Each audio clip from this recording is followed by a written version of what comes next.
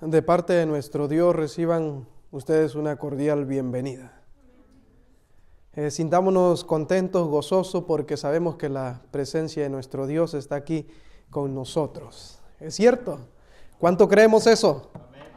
Amén, gloria a Dios. Él está aquí con nosotros.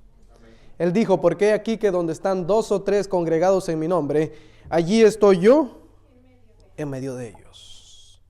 Nunca, ya lo he dicho más de 3 veces y lo vuelvo a repetir, nunca nos desanimemos, mis hermanos, porque seamos un puñito. Cuando Jesús dijo, por donde estén 2 o 3 congregados, Él lo dijo sabiendo que sus verdaderos seguidores no serían una gran multitud. Si ponemos atención a las palabras que Cristo dijo. Él lo dijo no sabiendo que su pueblo realmente sería una multitud grandísima. Es cierto que encontramos una afirmación así en el libro de Apocalipsis, pero eso ya va a ser cuando todo su pueblo sea juntado para ser llevado ¿a dónde? Al cielo. Pero mientras que estemos peregrinando, habrían pequeños grupos en diferentes lugares como los que estamos ahorita en este momento. Así es que si somos pocos, mis hermanos, no nos desanimemos, porque aquí está el Señor con nosotros. El tema de esta mañana, para ir avanzando porque el tiempo no perdona, y me disculpan si me paso más del tiempo asignado. Se me pidió, un hermano de la iglesia de Atlanta, Georgia, me pidió si podía yo presentar un tema acerca del don del espíritu de profecía. Porque hoy en día hemos tenido muchos problemas donde lastimosamente muchos de nuestros hermanos que profesan el adventismo no están aceptando el espíritu de profecía. ¿Hacia dónde? ¿Hacia quién me estoy dirigiendo? Hacia la sierva del Señor, Elena G. White.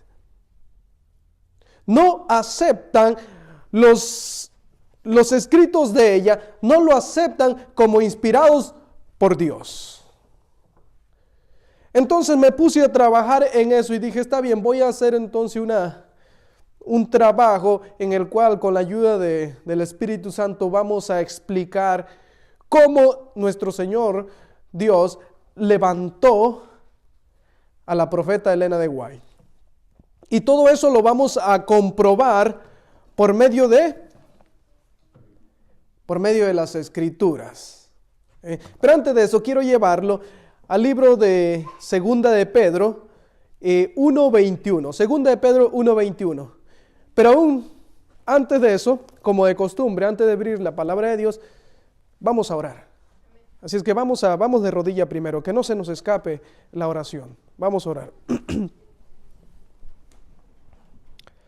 Dios Padre que estás en los cielos, alabado y glorificado sea tu santísimo nombre.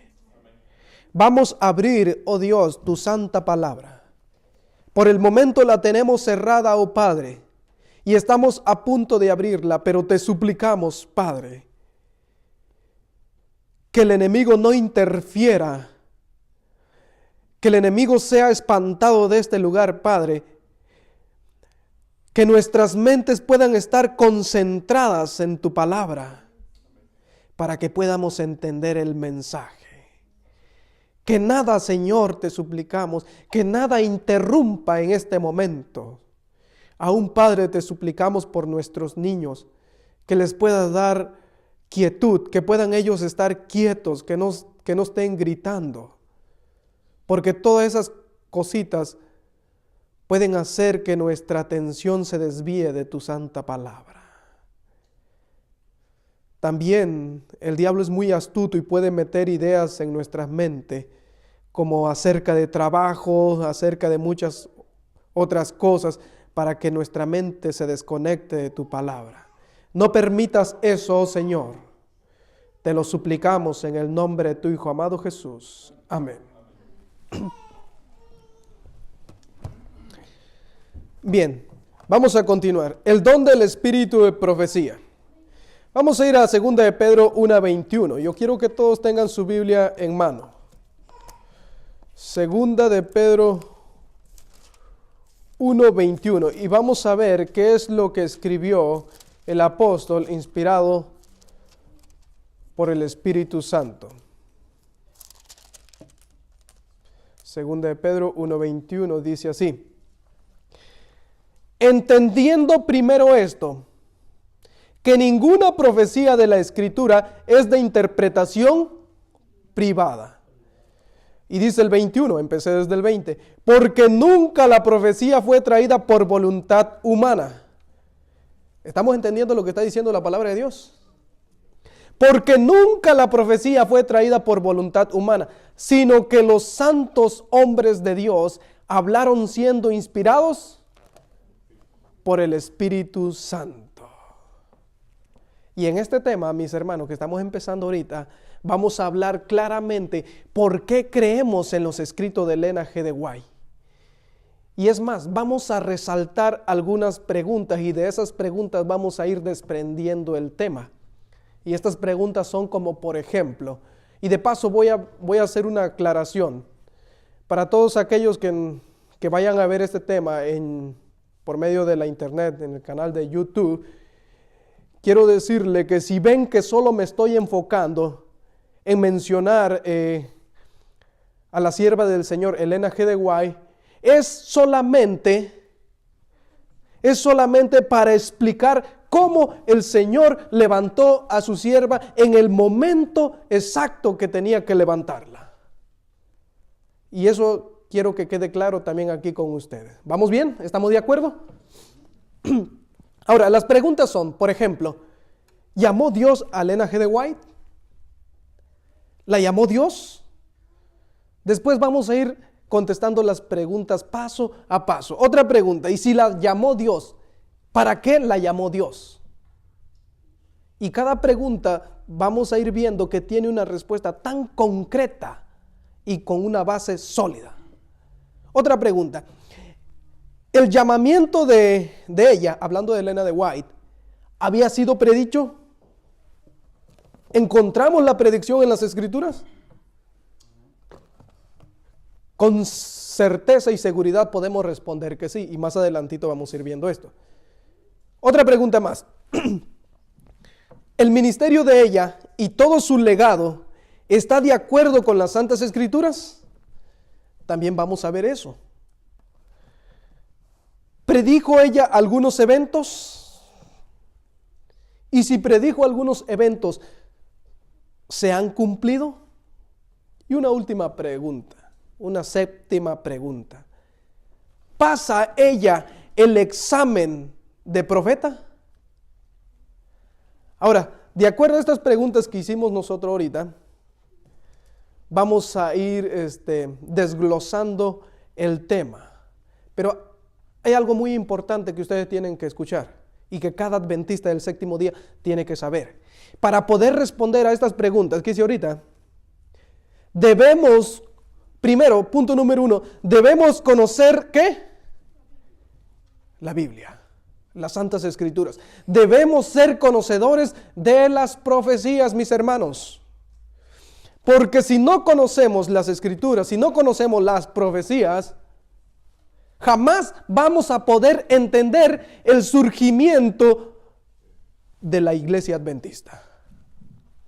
Esto tiene que quedar claro. Si no conocemos las Escrituras, no vamos a poder entender el surgimiento de la iglesia adventista y vamos a pensar que es una iglesia más que surgió, que brotó por ahí. Ahora, punto número 2. Para poder contestar a estas preguntas que hicimos, nosotros debemos conocer también ¿qué? La historia. Lastimosamente, muchos de los que profesan el adventismo no conocen la historia. Es más, les voy a dar un ejemplo tan fácil y sencillo. Cuando Martín Lutero comenzó a estudiar las profecías y cuando comenzó a darle un ojo a la historia, para él le fue sencillo entender el cumplimiento de las profecías. Aún más para Daniel, más sencillo que a Daniel. Porque aunque a Daniel se le estaba revelando, pero él no estaba viviendo la historia. Sin embargo, con Martín Lutero, en sus tiempos, cuando él comienza a abrir el libro de Daniel y comienza a ver la historia, en la historia él estaba mirando la confirmación de lo que ya había sido, ¿qué? Predicho, de lo que ya había sido profetizado. Y lo mismo pasa en esto. Para que nosotros podamos estar seguros de que Dios llamó a Elena de White, de que Elena de White fue la mensajera del Señor, también tenemos que conocer ¿qué? La historia, mis hermanos. La historia nadie la puede ¿qué? Cambiar. La historia nadie la puede cambiar.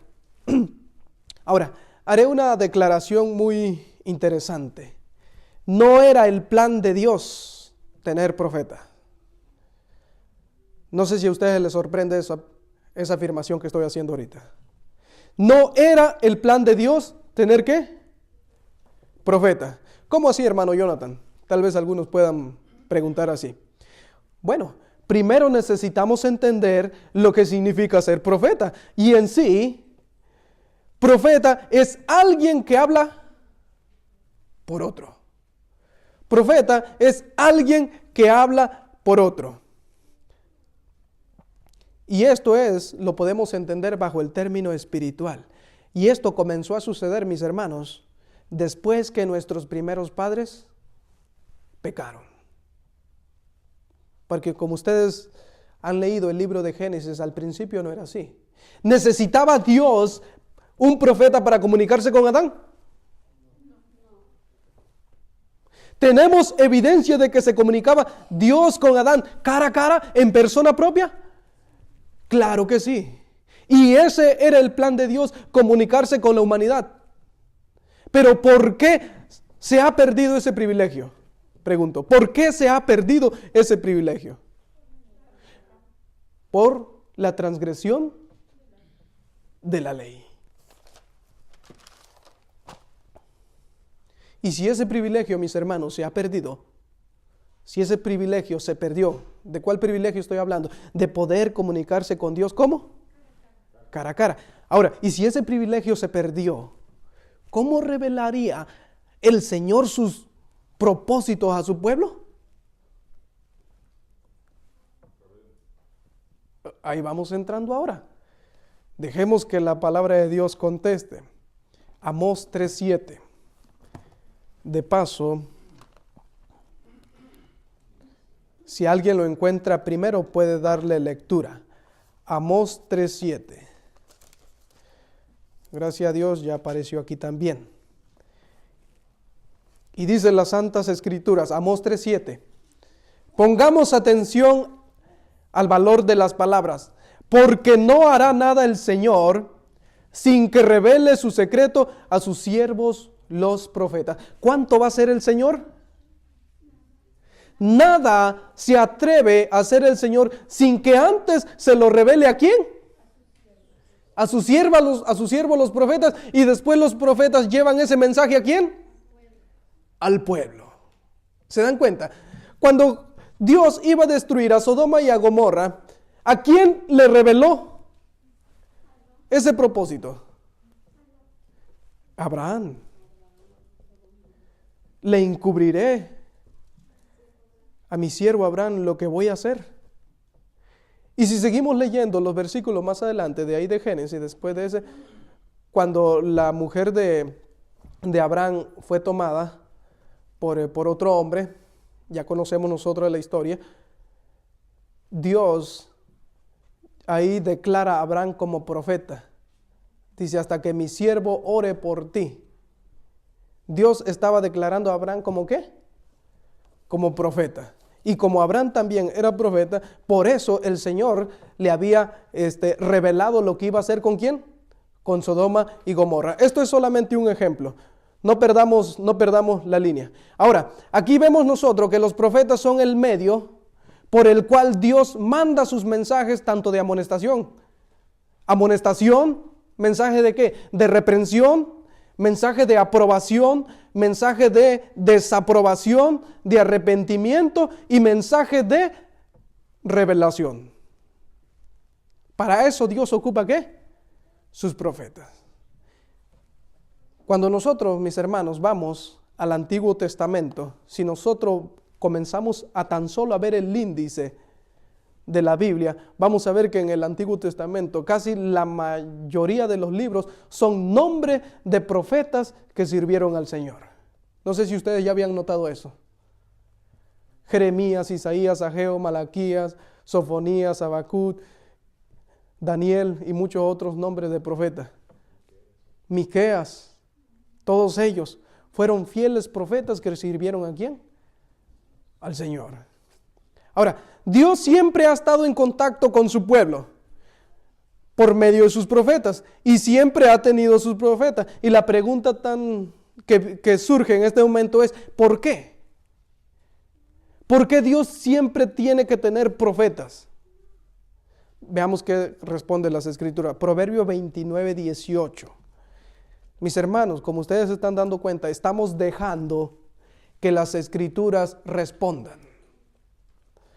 Proverbios 29, 18. Vamos a ver qué es lo que dice la palabra de Dios acerca de esta pregunta. Y dice así: sin profecía, el pueblo se desenfrena. ¿Qué es lo que pasa cuando no hay profecía, mis hermanos?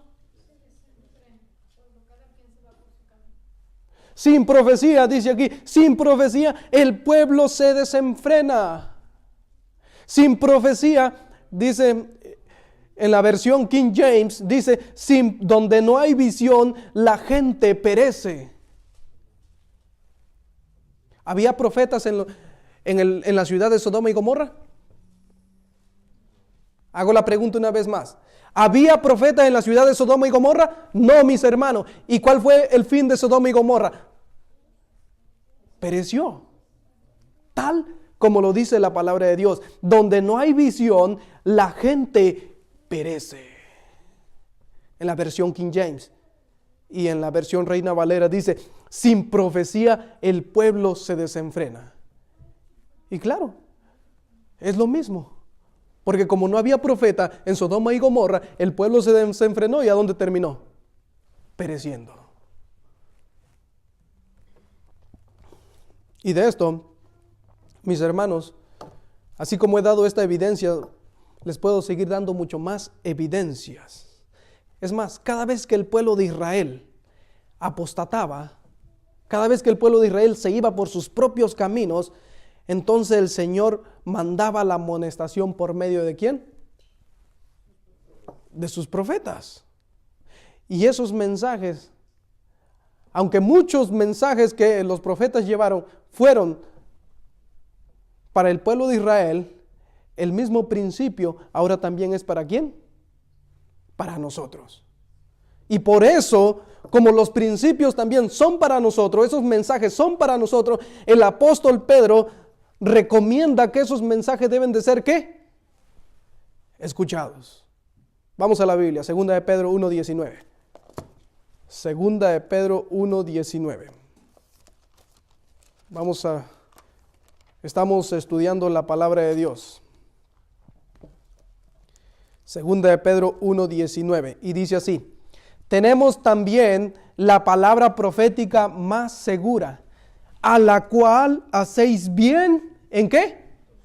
¿Cómo dice su Biblia? En estar atentos. No estar atento en la televisión, ¿cuál es el equipo que ya está llegando a la final? No estar atento en cuál es el horóscopo del día. No, mis hermanos, eso es pagano, eso es allá mundanalidad, eso no nos edifica espiritualmente. Debemos de estar atentos a la ¿qué?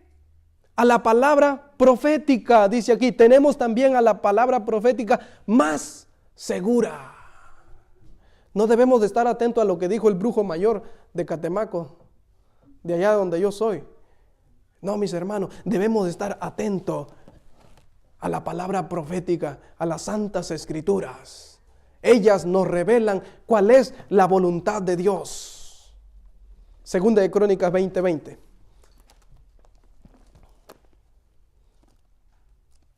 Vamos al libro de Segunda de Crónicas 20:20 y vamos a ver qué es lo que nos sigue aclarando aquí.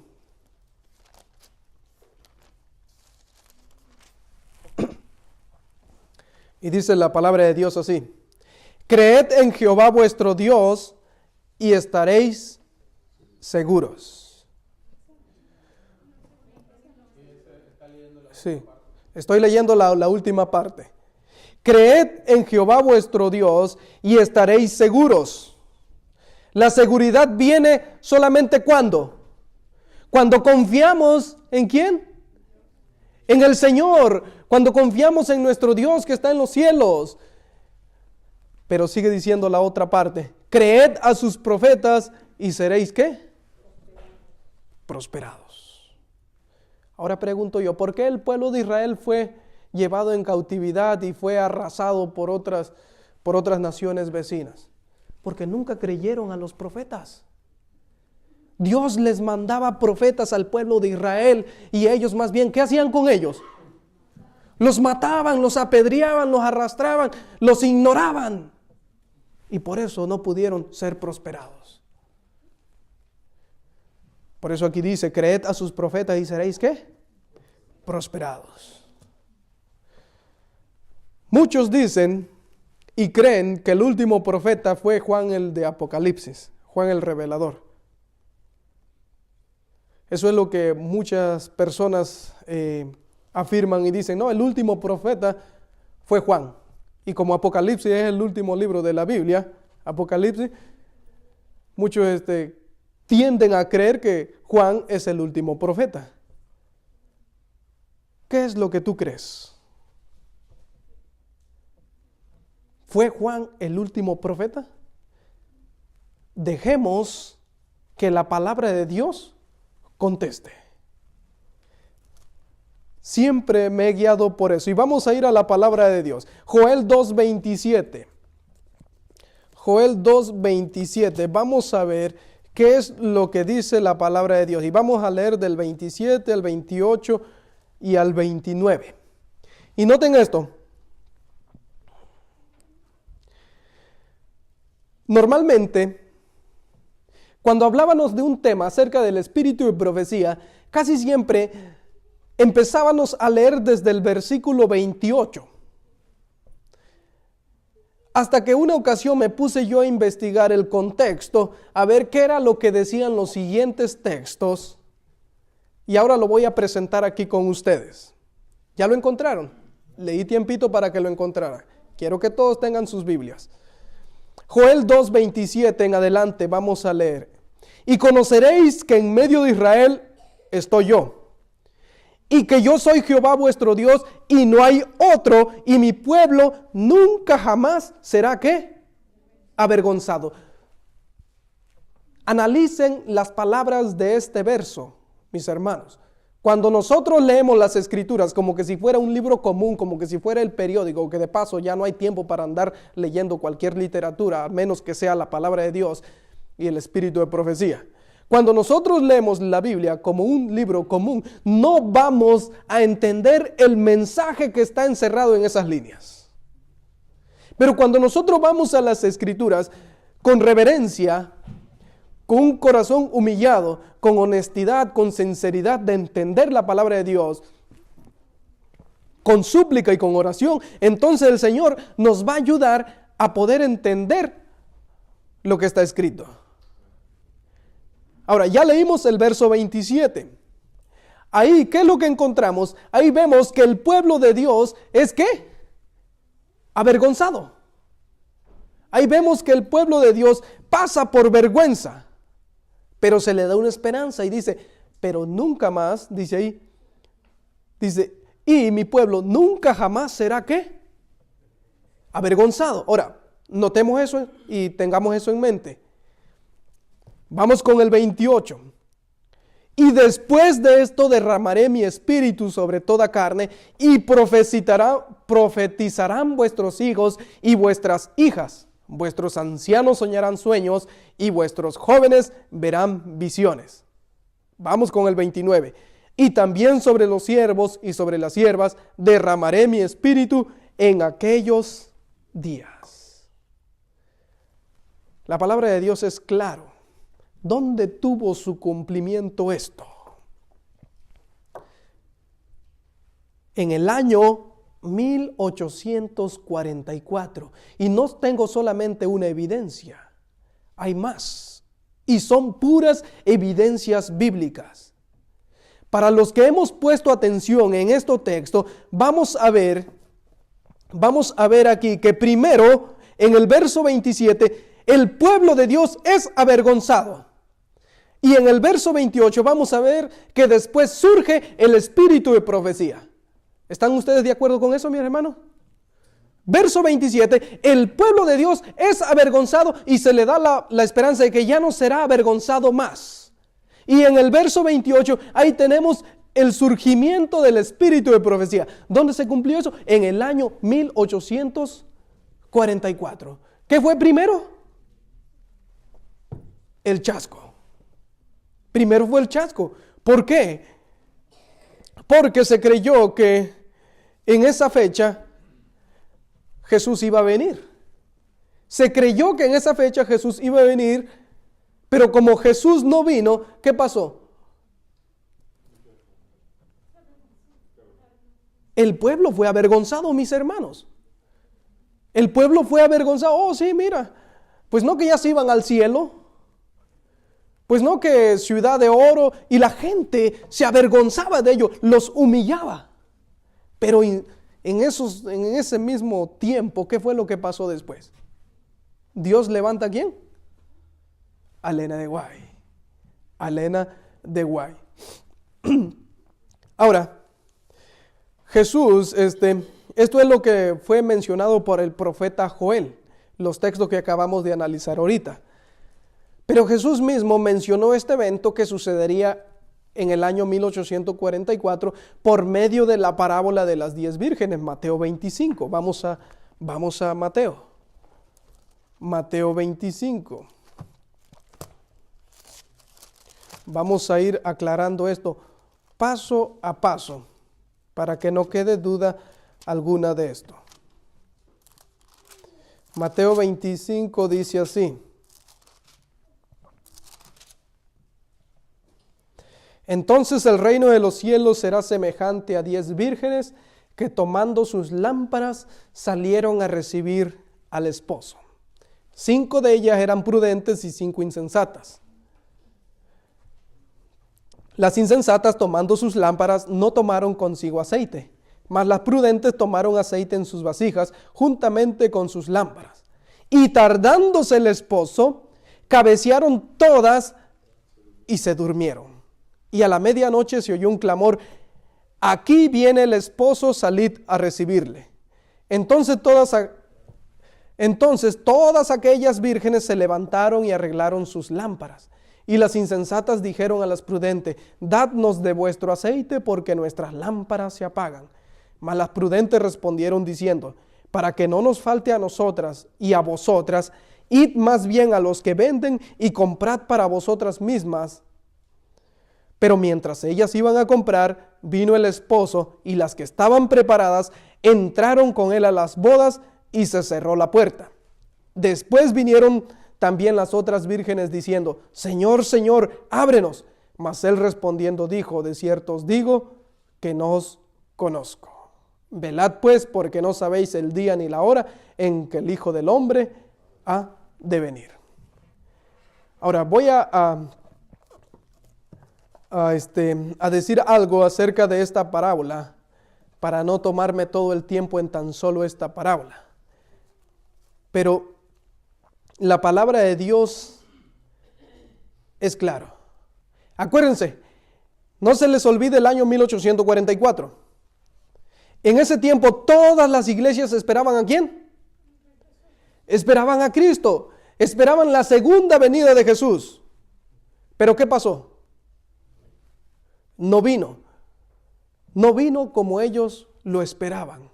Y entonces se durmieron espiritualmente. Y la parábola es clara, mis hermanos. Aquí la parábola nos está mostrando a dos grupos de personas. Dos grupos de personas. Primer grupo, aquellos que esperaban al Señor sin estar preparados, que solo actuaron bajo sus propios impulsos, movidos por una emoción pasajera. Ese era el primer grupo.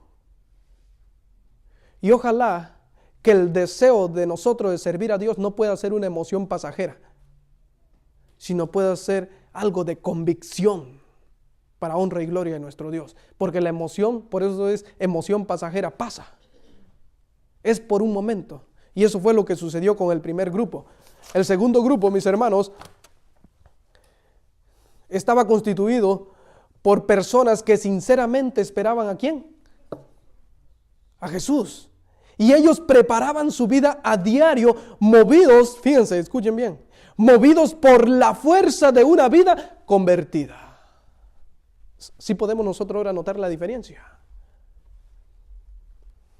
Esto que les acabo de mencionar son los dos grupos de personas que existieron también en el año 1844. Y tenemos otra cita más. Vamos a Apocalipsis 3:8. Con estos textos que estamos analizando ahorita, mis hermanos, los estoy mencionando y los estamos analizando para que nosotros podamos entender exactamente que el surgimiento de Elena de White o el llamamiento de Elena de White no se dio como algo nomás así. No vino nomás porque sí y se declaró profeta nomás porque sí. No, sino porque Dios ya lo tenía escrito en su libro en la fecha exacta donde él iba a levantar a Elena de White. Ahora, Apocalipsis 3, vamos a Apocalipsis 3.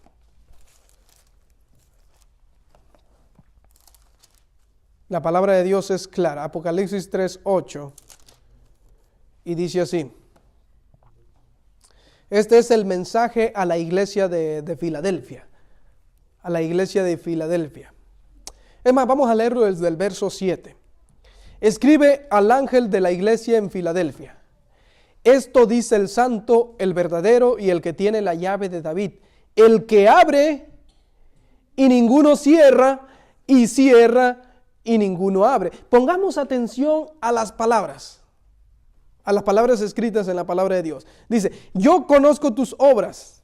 He aquí he puesto delante de ti una puerta abierta, la cual nadie puede cerrar. ¿Cuál era esa puerta, mis hermanos? ¿Cuál era esa puerta? No se les olvide. ¿Qué sucedió en el año 1844 cuando pensaron que Jesús venía? Jesús pasó ¿de dónde? Del lugar santo al lugar santísimo. La puerta antes estaba cerrada, pero como ahora llegó el momento de abrirse, entonces Jesús, ¿qué es lo que hizo? Pasó del lugar santo al lugar ¿qué? Santísimo. Por eso las escrituras dicen, he aquí he puesto una puerta abierta ¿qué? Delante de ti.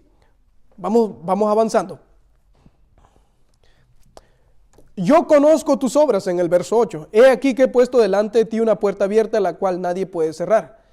Porque aunque tienes poca fuerza, has guardado mi palabra y no has negado mi nombre. Pongan atención al valor de esta palabra. Cuando sucedió el chasco, esa multitud, porque era una multitud enorme, los que esperaban a Jesucristo, pero cuando pasó el chasco, ¿cuántos quedaron? ¿Cuántos quedaron? ¿Unos 50? Vamos a dejarlo ahí. Pero de una multitud grandísima de miles, solamente quedaron decenas de personas. Por eso es que la palabra de Dios expresa ahí, aunque tienes poca fuerza. Acuérdense que entre muchos, la fuerza es mucha, mayor. Entre poco, es poca fuerza. Ahora, has guardado mi palabra y no has negado mi nombre. ¿A quién se refiere? A aquellos que permanecieron creyendo que Jesús iba a venir, aunque no había venido en esa fecha. Vamos a seguir avanzando. Entonces, estos textos de Apocalipsis que leímos de capítulo 3, versos 7 al 9, al 10, nos hablan también del evento que iba a pasar en el año 1844. Pero ahora vamos a ir más directo. ¿Dónde aparece aquí Elena G. de White?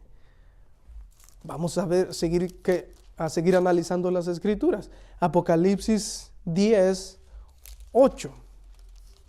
Apocalipsis 10:8 dice así. Vamos a empezar. 10:8. La voz que oí del cielo habló otra vez conmigo y dijo: ve y toma el librito que está abierto en la mano del ángel que está en pie sobre el mar y sobre la tierra. Y fui al ángel diciéndole que me diese el librito, y él me dijo: toma. ¿Qué es lo que hace el ángel? Le da el libro ¿a quién? A Juan. Le dice: tómalo. Tómalo. ¿Y qué más? Y cómelo.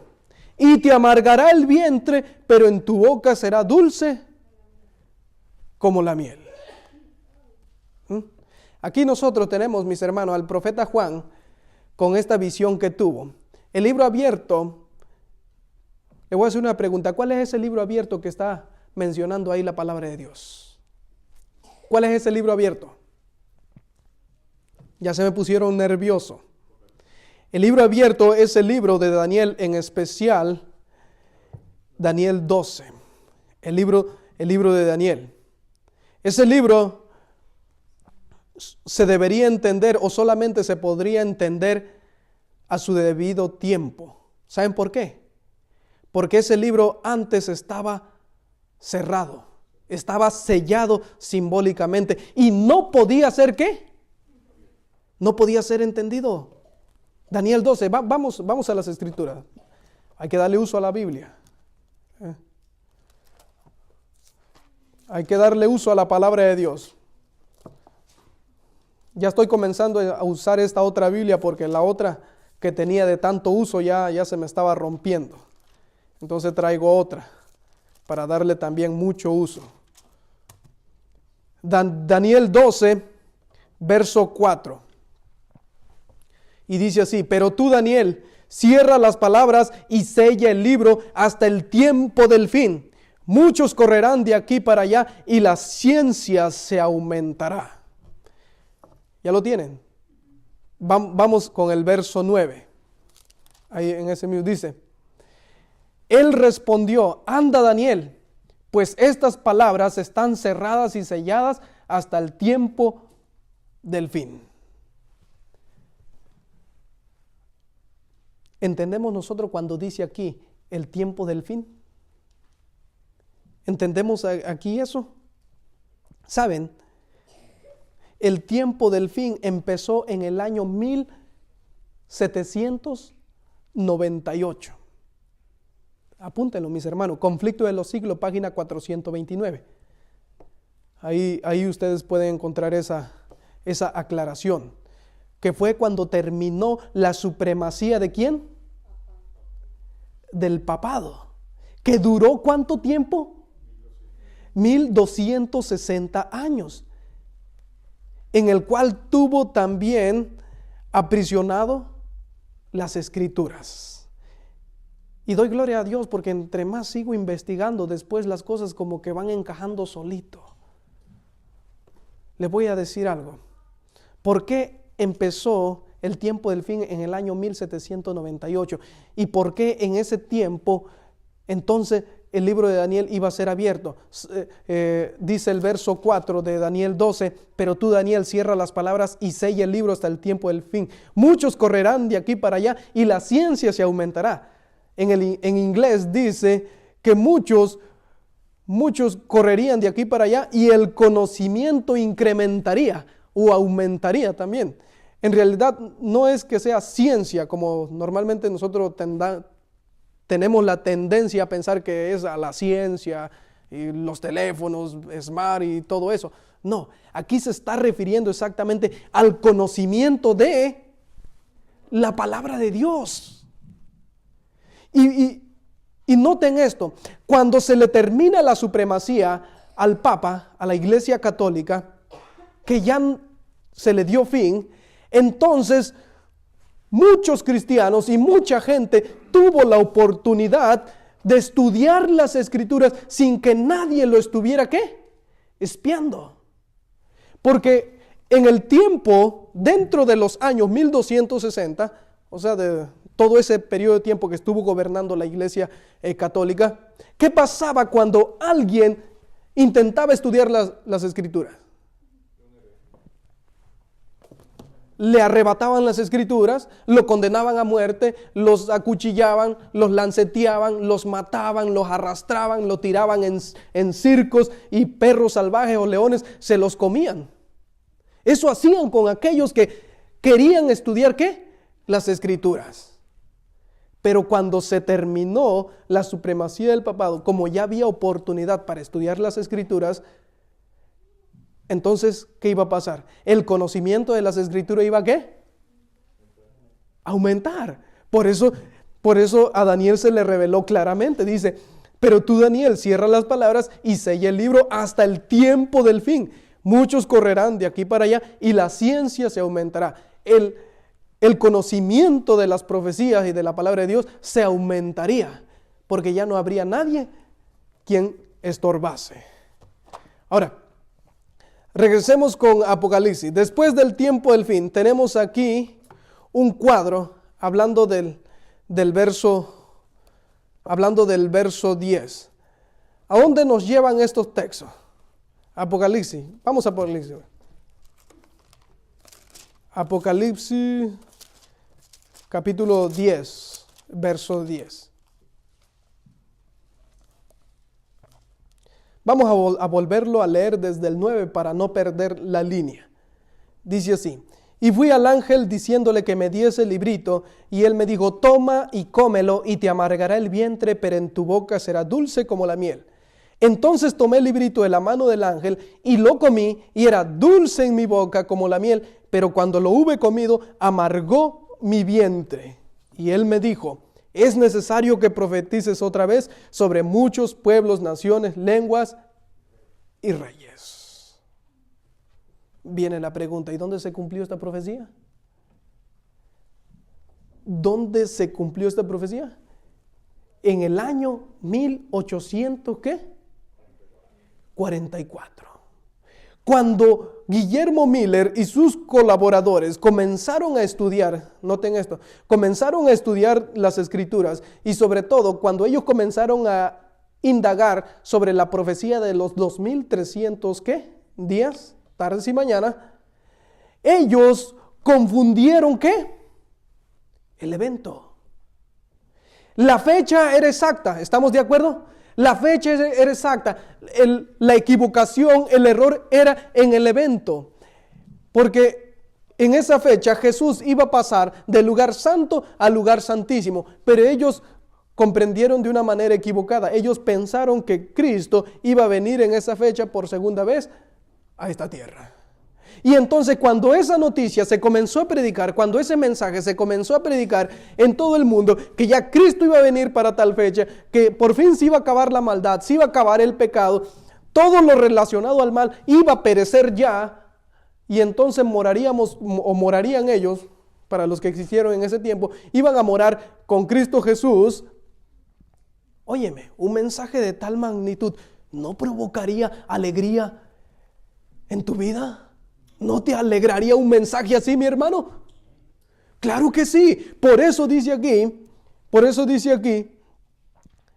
dice, y fui al ángel diciéndole que me diese el librito, y él me dijo, toma y cómelo, y te amargará el vientre, pero en tu boca será dulce como la miel. Entonces, el verso 10, tomé el libro de la mano del ángel y lo comí, y era dulce en mi boca. ¿Se cumplió lo que estaba diciendo la profecía? Claro que sí. Pero ¿qué pasó cuando se llega a la fecha y Cristo no aparece como ellos lo habían creído? Esa dulzura, esa alegría se convirtió en tristeza, en amargura. Por eso aquí dice, pero en tu boca será, dice aquí, y después que lo hube comido, amargó mi vientre. Como Cristo no vino, mis hermanos, como Cristo no vino, fue amargura para aquellos que esperaban al Señor. ¿Se cumple la palabra de Dios? ¿Se cumple la palabra de Dios? Claro que sí. porque Dios no es hombre para que mienta, ni hijo de hombre para que se arrepienta. Ahora seguimos nosotros entonces avanzando. Vemos que pasa el chasco, y después del chasco Dios levanta ¿a quién? A la joven Ellen G. White, tal como lo dijo el profeta Joel en capítulo 2, verso 28, y vuestros jóvenes verán visiones. Y de paso les digo, lo que pasó en 1844, mis hermanos, tiene todas las características necesarias de lo que la palabra del Señor requiere. Y no hay otro evento, escuchen bien, no hay otro evento que cumpla con esas características. Por lo tanto, confirmamos nosotros que después del chasco, entonces Dios llamó a Elena de White. Y eso ahí lo tenemos en el verso 11. Y él me dijo, es necesario que profetices otra vez sobre muchos pueblos, naciones, lenguas y reyes. Ahora, ¿sucedió eso con el evento que pasó en 1844? ¿Vino la burla? Porque Cristo no. Primero, ¿fue un mensaje de mucha dulzura? Claro que sí. Pero como Cristo no vino, ¿vino la burla? Claro que sí. Después del chasco, ¿qué pasó? Entonces Dios levanta ¿a quién? A su mensajera, a la sierva Elena de White. Ahora, tenemos un paralelo aquí. Y se los voy a mostrar, y no es casualidad. Elena de White primero tuvo algunos sueños, escuchen bien. La mensajera del Señor primero tuvo algunos sueños, y después tuvo una visión de la tierra nueva, y después tuvo otra visión donde Dios entonces la llama a viajar. ¿Encontramos nosotros en las Escrituras algo semejante así? Díganme ustedes el nombre de algún profeta que le haya pasado algo similar a lo que le acabé de mencionar con Elena de White. Al profeta Isaías. Al profeta Isaías. Primero Dios le muestra a Isaías el pecado de Israel. Le dice que le ofrece una oportunidad de reconciliación. Le sigue mostrando cosas para tiempo futuro. Pero en el capítulo 6, verso 8, entonces Dios lo llama. Vamos a la Biblia. Isaías 6:8.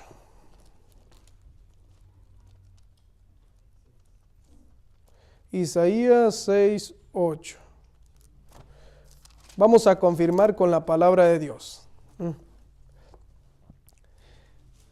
Después oí la voz del Señor que decía, ¿a quién enviaré? ¿Y quién irá por nosotros? Entonces respondí yo, heme aquí, envíame a mí. Y si ustedes, mis hermanos, allá en casita, ya con tiempo, comienzan ustedes a estudiar el capítulo 1, el capítulo 2, el capítulo 3, hasta llegar hasta el capítulo 6, verso 8, van a confirmar lo que le acabo de mencionar. Primero Dios le reveló al profeta Isaías que él estaba de acuerdo a hacer una reconciliación con el pueblo de Israel. Y le reveló cosas que iban a pasar para tiempo futuro, pero no le había hecho el llamado hasta en el capítulo 6, verso 8, donde dice, ¿y quién irá por vosotros? Y entendiendo Isaías que Dios lo estaba llamando a él, entonces él contestó, heme aquí, envíame a mí. ¿Cómo respondes tú cuando el Señor te llama? ¿Estamos dispuestos nosotros como siervos de Dios a llevar el mensaje a donde el Señor quiere que nosotros lo llevemos? ¿Estamos nosotros dispuestos a contestar así con esa firmeza? Heme aquí, envíame a mí, Señor, y yo llevaré esa luz a donde están las tinieblas. Vamos a seguir avanzando. De aquí en adelante, entonces, ahora ya vamos a contestar las preguntas que hicimos desde el principio. Ya vimos que Dios llamó a Elena G. de White. Y la siguiente pregunta es, ¿para qué Dios la llamó? Dejemos que la palabra de Dios conteste. 1 Corintios 14:3. 1 de Corintios 14:3.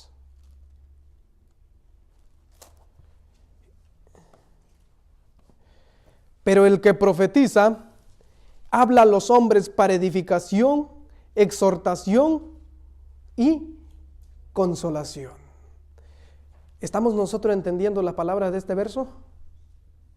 Dice aquí, pero el que profetiza habla a los hombres para edificación, exhortación y consolación. ¿Cómo había quedado el grupo después del chasco? Pregunto, ¿habían quedado bien sólidos, bien edificados o habían quedado espiritualmente destruidos? Habían quedado, hablando espiritualmente, destruidos, desbaratados. Pero entonces, ¿para qué Dios levantó a Elena de White? ¿Para qué ese grupo fuera ¿qué? Edificado, fuera exhortado y fuera consolados?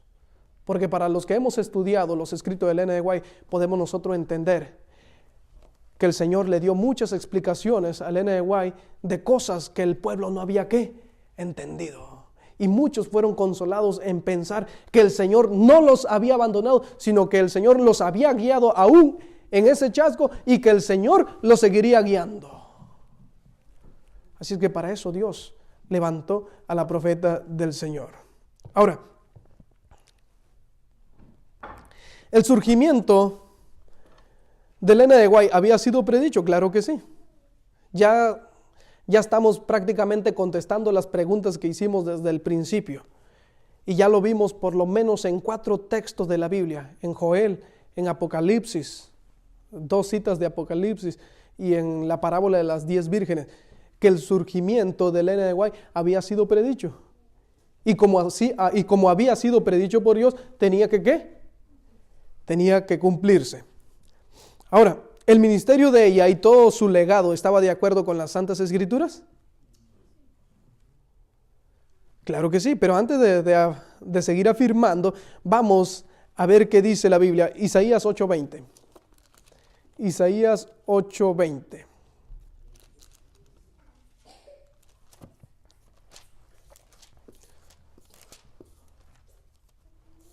Y dice la palabra de Dios así en Isaías 8:20. A la ley y al testimonio, si no dijeren conforme a esto, es porque no les ha ¿qué? Amanecido. O sea, cualquier persona o profeta que comienza a hablar palabras que están en contra de la palabra de Dios, escuchen bien, a esa persona prácticamente está en tinieblas espirituales. Pero aquella persona que habla y predica y profetiza de acuerdo a lo relacionado con la Biblia, sin salirse ni a izquierda ni a derecha, podemos nosotros saber que es una persona genuina, que es un mensaje, que el mensaje que trae es un mensaje que verdadero. Ahora, vamos a seguir avanzando. Estábamos aquí, en Isaías 8:20. Ahora, daré unos ejemplos y en estos ejemplos vamos a ver cómo todo su legado que ella dejó está de acuerdo con las Sagradas Escrituras. 1 Corintios 6:19. Voy a mostrar unos ejemplos y esto quiero que quede bien claro. ¿Por qué nosotros creemos en el don del espíritu de profecía? 1 Corintios 6:19. Y dice así: ¿O ignoráis que vuestro cuerpo es templo del Espíritu Santo, el cual está en vosotros, el cual tenéis de Dios y que no sois vuestros? Ahora voy a hacer una pregunta. En alguno de sus escritos, Elena de White contradijo lo que la palabra de Dios dice relacionado a que nuestro cuerpo es templo del Espíritu Santo. En un libro que se llama Fe y Valor, en la página 230, ella escribió así, inspirada por el Espíritu Santo, y dice: nuestros cuerpos son propiedad de Dios y no nos es lícito hacer de ello lo que se nos dé la gana. Ahora pregunto, ¿está ella en desacuerdo con lo que acabamos de leer en la Escritura o está en común de acuerdo? Está en común acuerdo. Por eso nosotros creemos en los escritos de ella. Otro ejemplo más, Proverbios 3:1. Vamos a la Biblia. Hay que darle uso. Si alguien lo encuentra primero, puede darle lectura para avanzar. Proverbios 3:1. Y dice así: Hijo mío, no te olvides de mi ley y tu corazón guarde ¿qué? Mis mandamientos. Ahora, ¿estuvo la sierva del Señor en desacuerdo con la ley de Dios? Vamos a ver qué fue lo que ella escribió. En un libro, ella escribió esto: debemos guardar la ley de Dios mediante la fuerza que Cristo nos imparte. Yo solamente tomé pequeñas porciones. Pero los que tengan el deseo de conocer más, después ustedes pueden investigar en casa. Y ella suplicaba al pueblo del Señor que guardaran ¿qué? La ley de Dios. Ahora, ¿está ella en común acuerdo con lo que la palabra de Dios dice? Claro que sí. En estos paralelos que estamos haciendo, en estos ejemplos, podemos ver que los escritos de ella jamás contradicen a la palabra de Dios, a la Biblia. Otro ejemplo más, San Juan 5:39. Vamos a la Biblia, San Juan 5:39. Y dice así: escudriñad las escrituras porque a vosotros parece que en ellas tenéis la vida eterna y ellas son las que dan ¿qué? Testimonio de mí. Ahora, ¿estuvo ella de acuerdo en que las escrituras deben ser estudiadas diligentemente? Vamos a ver algo que ella escribió. Testimonio para la Iglesia, tomo 2, página 110. Dice: deben mirar a Jesús y confiar en Él. Miremos a Jesús, apóyense en Él y no los abandonará, no los va a dejar para que perezcan. Preciosa es la palabra de Dios. Escudriñad las escrituras. Estas son las palabras de Cristo, las palabras con inspiración, estudiadas con cuidado y oración y obedecidos en la práctica, os capacitarán para toda buena obra. Ahora, ¿estuvo ella de acuerdo con la palabra de Dios? ¿Hemos encontrado hasta aquí algo que contradiga la palabra de Dios? No, gloria a Dios, porque hasta ahorita no hemos encontrado nada donde ella estuviera en contra de la palabra de Dios. Ahora, vamos a ir avanzando. ¿Predijo ella algunos eventos? Y ya de paso le digo, ya estamos terminando. ¿Predijo ella algunos eventos? Vamos a ver en este libro, Evento de los Últimos Días, en la página 96.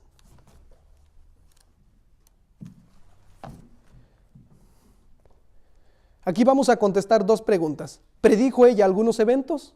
Y la otra pregunta es, ¿se han cumplido? Así es que vamos a avanzar aquí rápido porque vamos a contestar dos preguntas. En el año 1902, ella hizo una declaración. ¿En qué año? 1902.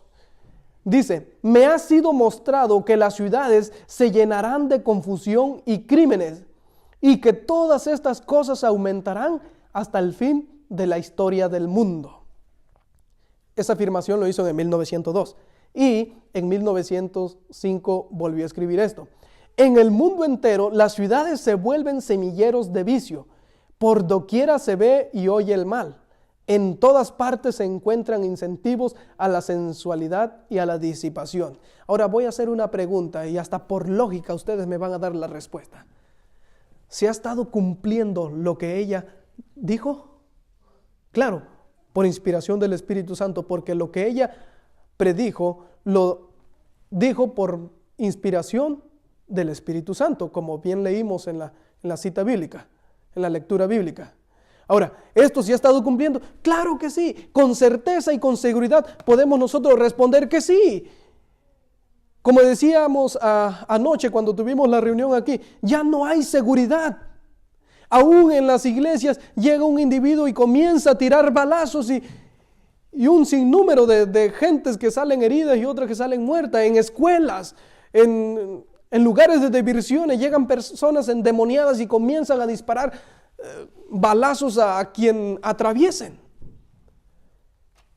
Dijo ella que las grandes ciudades se están volviendo semilleros de vicio. Ahora, ¿es eso así? Claro que sí, mis hermanos. Otro evento. Ella, en el año 1906, dijo esto. Y son varias cosas que ella dijo, y también referentes a la salud, pero si aún así que traté de comprimir este tema, ya me estoy pasando, ya son las 12:30 casi. Que si hubiera yo añadido un montón de cosas verdaderas. Pero voy a dar unos ejemplos más. Tengan paciencia, mis hermanos. En el año 1906, ella dijo, no tengo luz en particular respecto a lo que viene sobre Nueva York. Solo sé que un día los grandes edificios serán derribados por el poder trastornador de Dios. La muerte llegará a todas partes. Eso dijo ella en el año 1906. Y fíjense, después en el año 1909, vuelve a dar otra afirmación referente a lo mismo. Dice, los hombres miraban a esos altos edificios reputados e incombustibles y decían, están perfectamente seguros, pero estos edificios fueron consumidos como la pez. Las bombas contra incendio no pudieron impedir su destrucción. Los bomberos no podían hacer funcionar sus máquinas. Ahora, ¿dónde se cumplió esto? Con las Torres Gemelas. Después de una larga investigación, lo he confirmado yo también. Saben, hay un adventista que estuvo presente en esa masacre que pasó allá, en ese evento de las Torres Gemelas. Y él dio su testimonio. No sé si esa persona ya había leído esto. Eso sí no lo sé. No le he preguntado. Pero ese adventista, él dijo que cuando los bomberos estaban trabajando con las maquinarias para apagar el fuego, que las máquinas no funcionaban.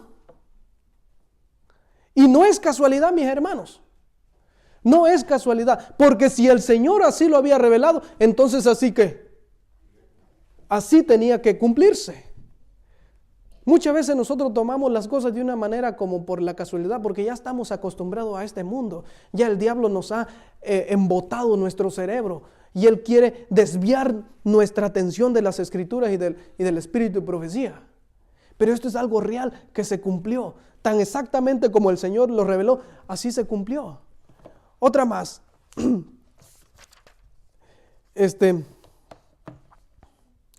el año 1903, dice, Dios es nuestro soberano, nuestro gobernante y nos llama a que salgamos del mundo y estemos separados. Salid de en medio de ellos y apartaos, dice el Señor, y no toquéis lo inmundo. Escuchen bien. Si rehusamos hacer esto, si continuamos vinculándonos con el mundo y si consideramos cada asunto desde el punto de vista del mundo, llegaremos a ser como el mundo. Ahora voy a hacer una pregunta tan directa.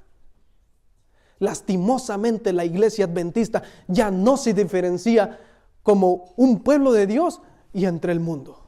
Porque ha llegado a parecerse como ¿quién? Como la gente mundana. ¿Por qué? Porque queremos vivir como vive el mundo, queremos comer como come el mundo, queremos beber, queremos vestir como vive el mundo. Qué bonito fuera que cuando una persona cristiana, que sabe lo que significa ser cristiano, caminando sobre la calle se le pudiera señalar y se le dijera, aquella persona es un siervo de Dios. Y que la otra persona le contestara, ¿por qué? Porque su forma de hablar lo dice. Porque su forma de comer, su forma de ser lo expresa. Pero hoy lastimosamente ya eso se ha perdido. Ahora, ¿se cumplió lo que ella predijo? Claro que sí, mis hermanas. Vamos a seguir avanzando ya casi para terminar. Ahora, de acuerdo a todo lo que hemos visto, lo que hemos ido analizando ahorita, ¿pasa ella el examen del profeta? Claro que sí. Primera de Pedro 1:10. Vamos a la Biblia. Primera de Pedro 1:10. Vamos a verlo de una manera tan rápida y sencilla. ¿Pasa ella el examen del profeta? Primera de Pedro 1:10. Dice, Los profetas que profetizaron de la gracia destinada a vosotros, inquirieron y diligentemente indagaron acerca de la salvación. Si pusimos atención en lo que dice el texto. Los profetas de Dios, mis hermanos, profetizaron de la gracia, profetizaban y hablaban del plan de salvación destinada ¿a quién? A la humanidad. Ahora, ese fue el tema que trató nuestra hermana Elena de White, entre otros, en favor de la salvación del hombre. Claro que sí. Jamás un profeta, mis hermanos, va a andar pendiente si la bolsa de valores va a subir o va a bajar, o cuál va a ser el próximo candidato a la presidencia, o si vas a tener suerte para el día de mañana. ¿Sería ese un profeta del Señor? No, mis hermanos, la palabra de Dios es clara. Y Elena de White no anduvo observando si la bolsa de valores iba a subir o iba a bajar, quién iba a ser el siguiente candidato para la presidencia, qué iba a pasar si algunos estados se hacían independientes de Estados Unidos. No, ella no anduvo en eso, no anduvo metida en esos líos. Ella llevó siempre el mensaje que era de edificación para el pueblo del Señor. El verso 11 es muy importante. De ahí de 1 de Pedro 1:11. Escudriñando qué persona, ¿saben? Los profetas que se levantaron en los tiempos bíblicos, la gente los estudiaba a ellos, analizaban cuál era la reputación de ellos. Por ejemplo, de Juan, bueno, pero Juan el Bautista, a él iban y lo cuestionaban y le decían, ¿eres tú el Mesías que había de venir? ¿Eres tú el profeta? A Jesucristo. Bueno, ¿de dónde tienes estas palabras? ¿A qué escuela fuiste? La gente de aquellos tiempos, los fariseos, ellos sabían la vida de Jesús y ellos no tenían un buen concepto de Jesús. Una ocasión le dijeron, bueno, nosotros somos hijos de Abraham, tú eres hijo de fornicación. ¿Sí entienden ustedes por qué ellos le dijeron así a Jesucristo? Porque ellos no entendían cómo realmente Jesús había sido engendrado. Los profetas, dice aquí, escudriñando qué persona. No, un profeta no se va a levantar nomás así nada más. Porque Dios no va a levantar a un profeta que ni tan siquiera pasa tiempo estudiando las Escrituras. ¿O creen ustedes que Dios va a levantar a alguien así? No, mis hermanos. Dice aquí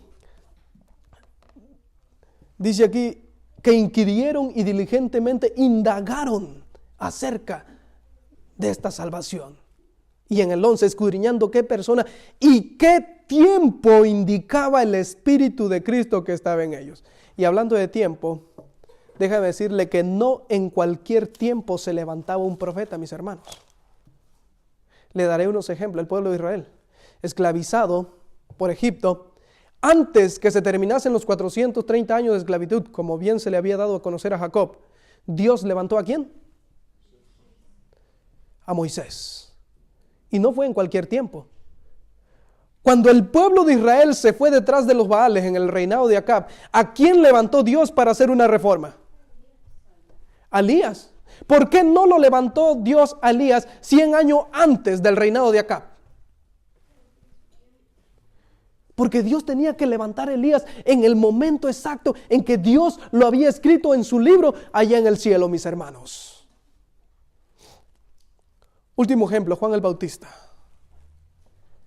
Él nace en el tiempo exacto como Dios lo tenía escrito en su libro, y en el tiempo exacto comenzó a preparar el camino para Jesús.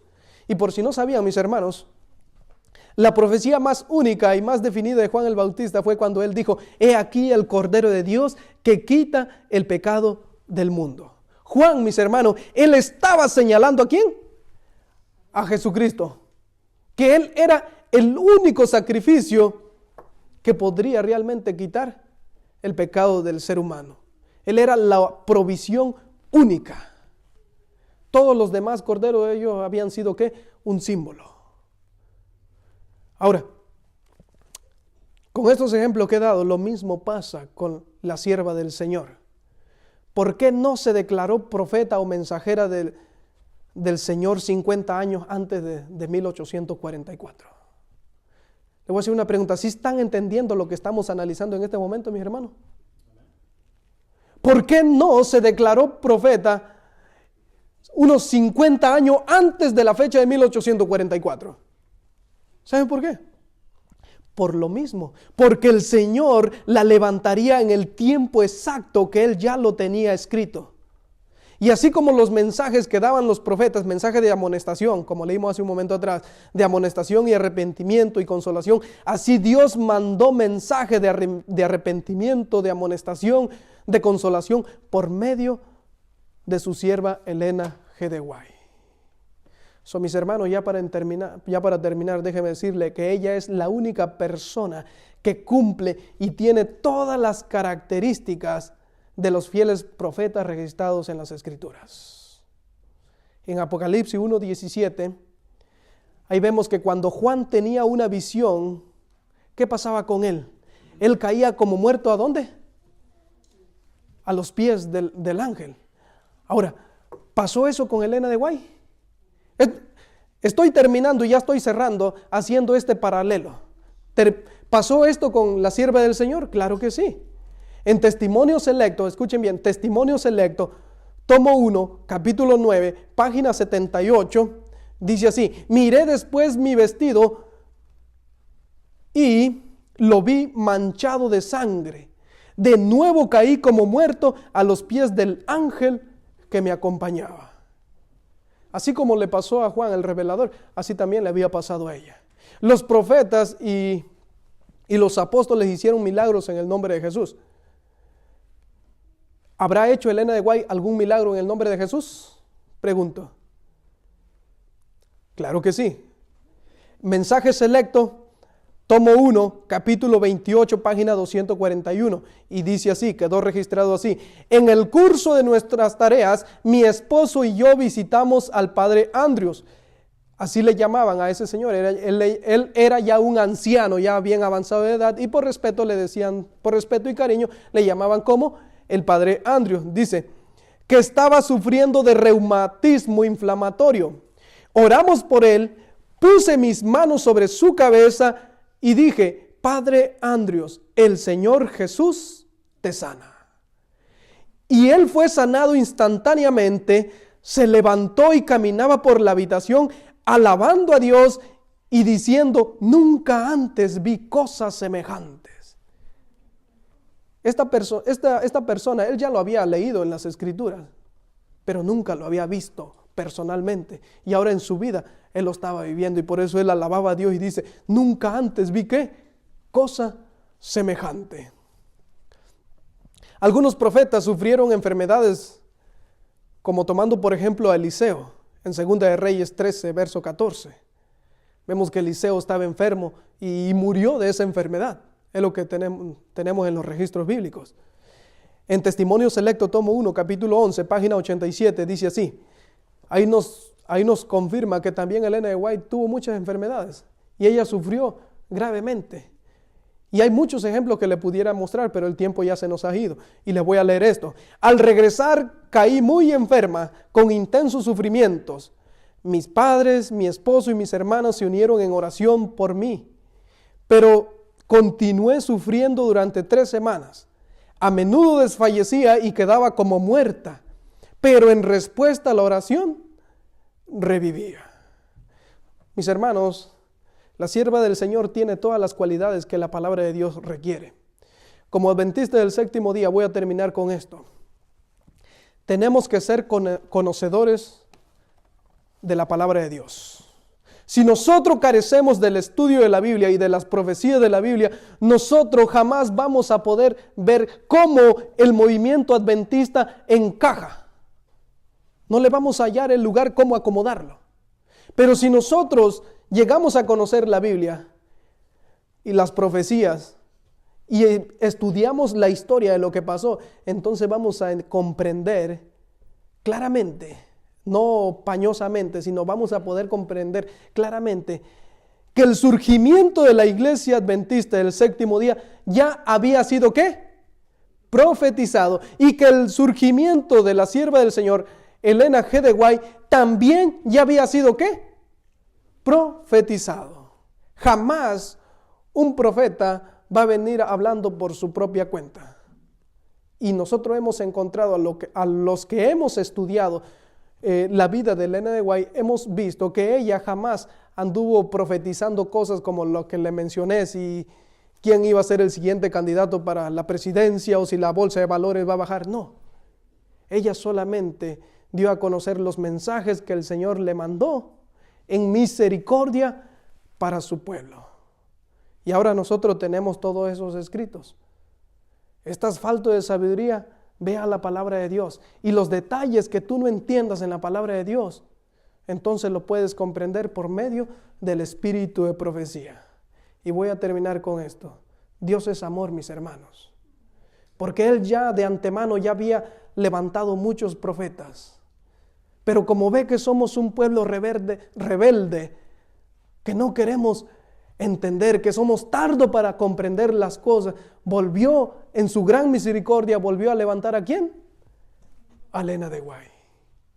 Son mis hermanos, que el Señor les bendiga y ojalá que este tema pueda ser de mucha edificación para nosotros. Y si algún día nos cuestionan por qué creemos en los escritos de Elena de White, podamos nosotros dar una respuesta certera, porque la palabra de Dios así lo había ¿qué? Predicho. Que el Señor nos bendiga. Amén.